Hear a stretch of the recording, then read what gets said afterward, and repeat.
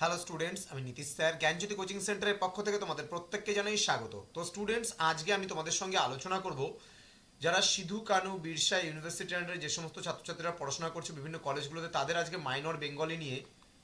Minor Bengali তোমাদের 5 তারিখে পরীক্ষা। তো স্টুডেন্টস, তোমরা অনেকেই বলছিলে যে স্যার আমাদের কোশ্চেন প্যাটার্ন অনুযায়ী আমরা অনেক কিছু পাচ্ছি না।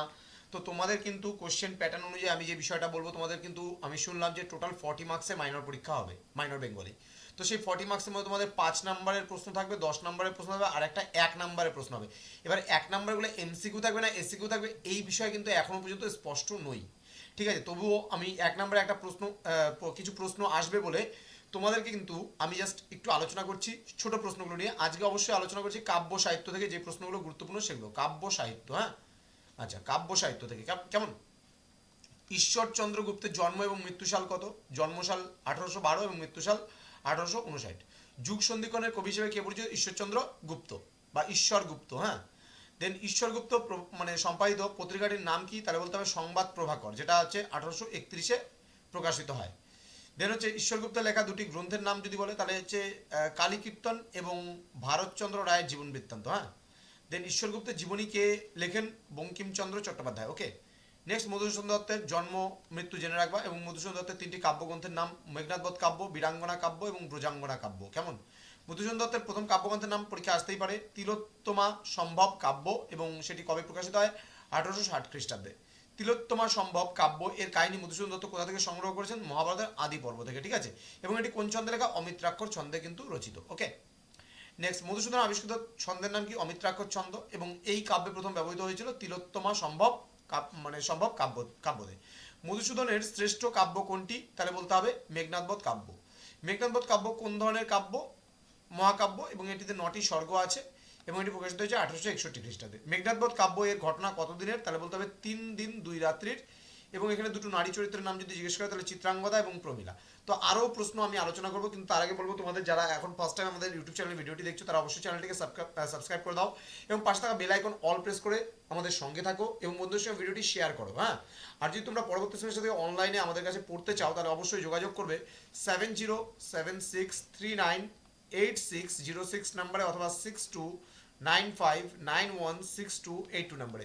তোমাদের টোটাল কোর্স ফি রয়েছে মাত্র 999 রুপিস। কিন্তু তোমাদের কিন্তু আমরা এবার অফারে দিচ্ছি, যারা সেকেন্ড সেমিস্টার উঠবে ফার্স্ট সেমিস্টার থেকে তাদের জন্য অফারে দিচ্ছি আমরা একটা 9 ক্রস করে মাত্র 99 রুপিসের বিনিময়ে কিন্তু তোমরা পাচ্ছ। ওকে। নেক্সট আমরা চলে আসবো মেঘনাদবধ কাব্য এর প্রথম ও শেষ স্বর্গের নাম। প্রথম স্বর্গের নাম হচ্ছে অভিষেক, এবং শেষ স্বর্গের নাম হচ্ছে সংস্ক্রিয়া। ওকে। মেঘনাদের মৃত্যু কোন স্বর্গে ঘটে? এটা হচ্ছে ষষ্ঠ স্বর্গে, এবং মেঘনাদের স্ত্রীর নাম কি? প্রমীলা। ওকে। বীরাঙ্গনা কাব্যে মানে বীরাঙ্গনা কাব্যটি কবে প্রকাশিত হয়? এটা 1862 খ্রিস্টাব্দে, এবং এটি কোন ধরনের কাব্য যদি বলে তাহলে পত্র কাব্য মনে রাখবে। কেমন? বীরাঙ্গনা কাব্যে মধুসূদন কাকে উৎসর্গ করেছিল? ঈশ্বরচন্দ্র বিদ্যাসাগরকে। এখানে কটি পত্র রয়েছে? এখানে 11টি পত্র রয়েছে। বীরাঙ্গনা কাব্য এর জন্য মধুসূদন পাশ্চাত্যের কোন কবির কাছে ঋণ স্বীকার করেছেন? এটা ওভিদ। হ্যাঁ। ব্রজাঙ্গনা কাব্য কবে প্রকাশিত হয়? 1861 খ্রিস্টাব্দে।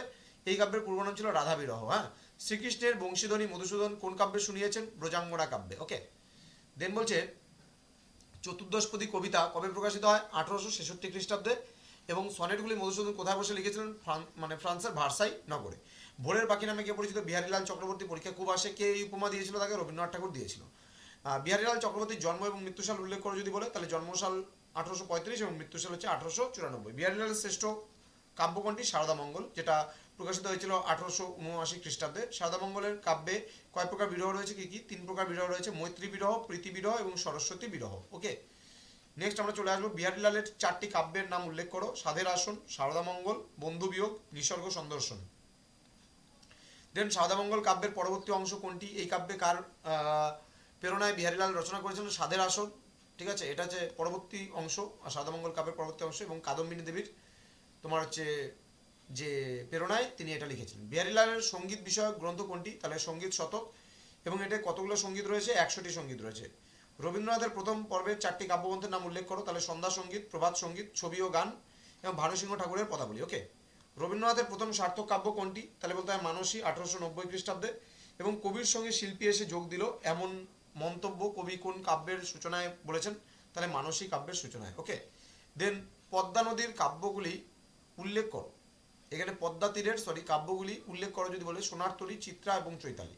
প্রাচীন ভারতবর্ষের কথা ধরা পড়েছে রবীন্দ্রনাথের কাব্যে, এমন 3টি কাব্যের নাম উল্লেখ করো। কল্পনা, কাহিনী এবং খনিকা।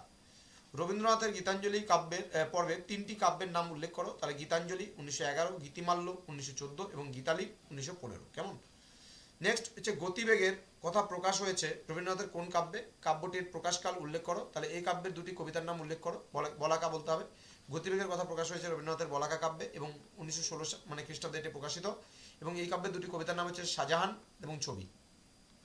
রবীন্দ্রনাথের বৃক্ষপ্রীতি প্রকাশ পেয়েছে কোন কাব্যে? কাব্যটির প্রকাশকাল উল্লেখ করো। তাহলে বনবাণী 1931 খ্রিস্টাব্দে। গদ্য ছন্দের প্রকাশ ঘটেছে রবীন্দ্রনাথের কোন কোন কাব্যে? পুনশ্চ, শ্যামলী, পত্রপুট। এগুলো যদিও বা অতটা ইম্পর্টেন্ট নেই।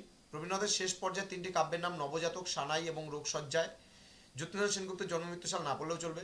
দুঃখবাদী কবি কাকে বলা হয়? পরীক্ষা আসতে পারে যতীন্দ্রনাথ সেনগুপ্তকে, ঠিক আছে, এটা মনে রাখবা। এবং যতীন্দ্রনাথ সেনগুপ্তের প্রথম কাব্যের নাম হচ্ছে মরীচিকা, এটাও ইম্পর্টেন্ট।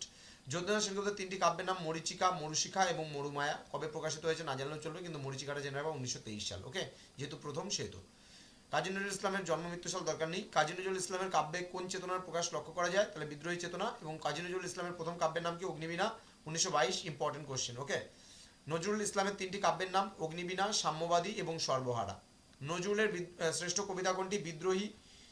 এবং কবিতাটি কোন কাব্যের অন্তর্গত? অগ্নিবীণা কাব্য অন্তর্গত। মৈতলাল মজুমদারের জন্ম মৃত্যুসাল না পড়লেও চলবে, ঠিক আছে। মৈতলাল মজুমদারের কোন কাব্যের চেতনার প্রকাশ হয়েছে? ভোগবাদ ও দেববাদ। এবং মৈতলালের প্রথম কাব্যগ্রন্থের নাম কি? স্বপন পশারি।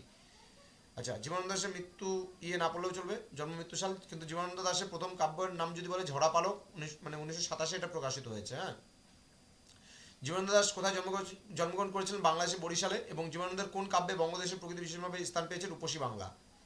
বাকিগুলো না জানলেও চলবে। জীবনানন্দ দাশের 3টি কাব্যগ্রন্থের নাম যদি বলে ধূসর পাণ্ডুলিপি, মহাপৃথিবী এবং সাতটি তারার তিমির।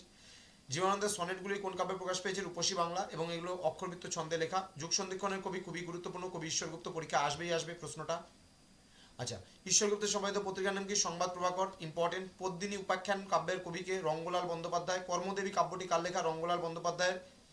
নেক্সট বলতে পারে মধুসূদন দত্তের প্রথম কাব্যগ্রন্থের নাম তিলোত্তম সম্ভব। বললাম আমি একটু আগেই বলেছি। মধুসূদন মেঘনাদ বধ কাব্য কবে প্রকাশিত হয়? 1861। মধুসূদনের পত্র কাব্যের নাম কি? বীরাঙ্গনা। পত্র বাক্য কোনটি আর কি? বীরাঙ্গনা। দেন মধুসূদনের বীরাঙ্গনা কাব্য কাকে উৎসর্গ করেছিল? ঈশ্বরচন্দ্র বিদ্যাসাগরকে। হেমচন্দ্রের প্রধান কাব্যের নাম কি? বিত্র সংহার। পলাশীর যুদ্ধকে সামনে রেখে নবীনচন্দ্র কোন কাব্য লিখেছেন? পলাশীর যুদ্ধ। হেমচন্দ্রের প্রথম কাব্যের নাম চিন্তা তরঙ্গিনী। বীরবাহু কাব্যটি কার লেখা? হেমচন্দ্র বন্দ্যোপাধ্যায়। নবীনচন্দ্রের প্রথম কাব্যের নাম কি? আকাশ রঞ্জিনী। কৃষ্ণের জীবনকে সামনে রেখে নবীনচন্দ্র কোন কাব্য গড়ে তুলেছিলেন? এটা বৈবর্তক, কুরুক্ষেত্র, প্রভাস। ক্লিওপেট্রা কাব্যটি কার লেখা? নবীনচন্দ্র সেনের লেখা। বুদ্ধের জীবন নিয়ে নবীনচন্দ্র কোন কাব্য লিখেছেন? অমিতাভ কাব্য। বাংলা গীতি কবিতার ইতিহাসে ভোরের পাখি হিসেবে কে পরিচিত? Biharilal Chakraborty. Very very important. ভোরের পাখি নামে কে পরিচিত? পরীক্ষায় আসবে। বিহারীলালের শ্রেষ্ঠ কাব্য কোনটি? সারদামঙ্গল। বিহারীলালের প্রথম কাব্য কোনটি? স্বপ্নদর্শন। মহিলা কাব্যর লেখককে? সুরেন্দ্রনাথ মজুমদার। দেন এশা কাব্যের কবিকে? অক্ষয় কুমার বড়াল। আর্যগাথা কাব্যটি কার লেখা? দ্বিজেন্দ্রলাল রায়। দ্বিজেন্দ্রলাল রায়ের 2টি কাব্যের নাম লেখো। আষাঢ়ে এবং হাসির গান, ঠিক আছে। দেন বলছে পদ্মাপাড়ের কাব্য হিসাবে রবীন্দ্রনাথের কোন কাব্যগুলি চিহ্নিত? সোনার তরী এবং চিত্রা।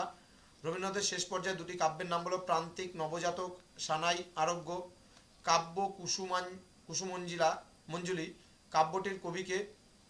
মানুকুমারী বসু। আলো ও ছায়া কাব্যটির কবিকে? কামিনী রায়। এগুলো না পড়লেও চলবে। তো স্টুডেন্টস, এই ছিল তোমাদের মানে শর্ট কোশ্চেন। আমি বেশ কিছু গুরুত্বপূর্ণ শর্ট কোশ্চেন নিয়ে আলোচনা করলাম তোমাদের সঙ্গে। তোমাদের যত রকমের প্রশ্ন হয় কাব্য সাহিত্য থেকে, সেই কাব্য সাহিত্য থেকে আমি অবশ্যই আলোচনা করলাম। সেই প্রশ্নগুলো তোমরা খুব ভালো করে পড়বে। পরীক্ষার জন্য প্রত্যেককে অল দি বেস্ট। আমি আরও কিছু ভিডিও আগামীকালকে নিয়ে আসবো, তোমরা সেই ভিডিওগুলো ফলো করবে। তো স্টুডেন্টস, আমি কথা দিচ্ছি সেকেন্ড সেমিস্টার থেকে তোমাদের পাশে থাকবো একদম কন্টিনিউ। আমরা ফার্স্ট সেমিস্টারে খুব একটা বেশি কাজ আমরা করতে পারিনি, দুঃখিত। যেহেতু আমাদের মেইন চ্যানেল হচ্ছে এনবিইউ, জিবিইউ এবং কোচবিহার পঞ্চনন বর্মা ইউনিভার্সিটি। আমাদের নর্থ বেঙ্গলের উপরে এই 3টি ইউনিভার্সিটি আন্ডারে কাজ চলে মেইনলি। তো সাউথ বেঙ্গলে আমরা প্রথম প্রবেশ করলাম, ক্যালকাটা ইউনিভার্সিটির কাজ আমরা করছি, সিইউ। দেন আমরা বর্ধমান ইউনিভার্সিটির কাজ করছি, বিইউ। সিধু কানু বিরসা ইউনিভার্সিটির কাজ আমাদের চলছে। তো প্রত্যেকটা ইউনিভার্সিটির কাজ আমাদের শুরু হয়ে গেছে। তো আগামীতে চলবে, পাশে থাকবো তোমাদের, তোমরা আমাদের সঙ্গে থেকো। ভিডিওটি ভালো লাগলে বন্ধুদের সঙ্গে শেয়ার করবে, লাইক করবে, কমেন্ট করবে, জানাবে যে আর তোমাদের কোন কোন বিষয়ের প্রয়োজন। আমরা খুব তাড়াতাড়ি তোমাদের জন্য বাকি ক্লাসগুলো কিন্তু নিয়ে আসবো। তো স্টুডেন্টস, দেখা হচ্ছে তোমাদের সঙ্গে পরবর্তী ক্লাসে। তোমরা প্রত্যেকে ভালো থেকো, সুস্থ থেকো। Thank you so much. Thanks for watching after all. Thank you.